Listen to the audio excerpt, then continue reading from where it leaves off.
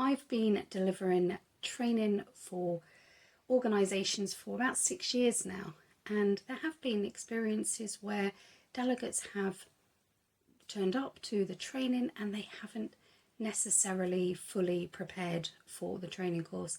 They may not have downloaded the workbook, they may not really fully understand how vulnerability fits with their job role, or where their job role fits within the vulnerability strategy in the organisation.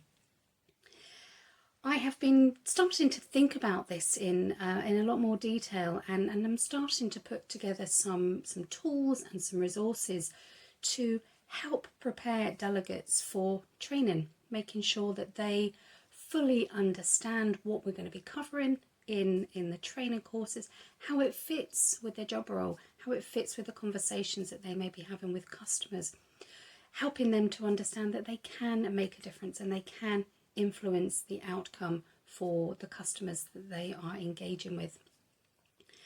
So my top tip today is to really start to think about how you are equipping yourself if you're going to be going to attend vulnerability training, but also if you are preparing your team for to roll out vulnerability training, what we need to be aware of to help delegates when they join that course, that they feel fully equipped and prepared to participate in all the activities.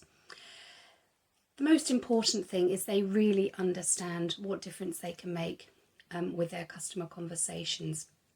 Help them to understand. You'd think about a conversation that they've had recently with a customer who may have been potentially vulnerable. What did they pick up in that conversation? What were those indicators, those cues from the customer that they may be potentially vulnerable? And then start to think about, did they feel skilled? Did they feel confident to progress that conversation?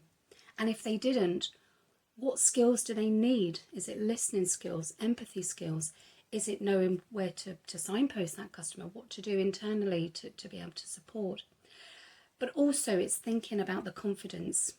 Did they feel confident to start that conversation, to maybe ask some questions that they may feel were a bit more personal or maybe a little bit more challenging?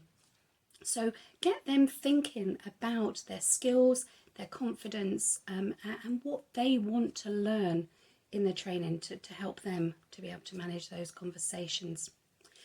Make sure that they have access to all the materials ahead of the day.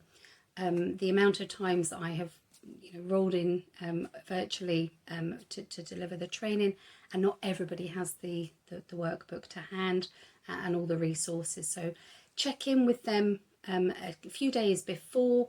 Have they got everything they need? Have they downloaded the workbook? Have they got all the resources they need? Also double check that they've got a camera working, especially if they are joining a virtual training course. Does everyone have their camera working? In a classroom setting, you obviously get to see people's faces, you get to see them, you get to engage with them. Virtually, it's really more difficult, especially if people don't put their cameras on. It's hard to put a face to a name and to really understand whether they are engaging with the course, whether they are engaging with the content. And with vulnerability, are they finding it difficult, some of the topics that we're talking about? So make sure that everyone has a camera that works, make sure that they join and they know that they need to have their cameras on. And participation is absolutely key. If you don't join in all the discussions or the activities, then research shows that learning is not taken back into the workplace as effectively as people who are more engaged in those discussions and those activities. So they're my top tips for today. Make sure your team members know what their skills and confidence levels are, where they may be missing some, and what do they want to get from the training courses. Make sure that they have everything they need ahead of the day, workbook, resources, whether they have a camera, and make sure they do understand the importance of participating. It's about them getting as much out of the training course as possible. So next time you're attending a training course, bear in mind these top tips, and hopefully you will get as much out of that training course as you possibly can. Take care and enjoy the rest of your day.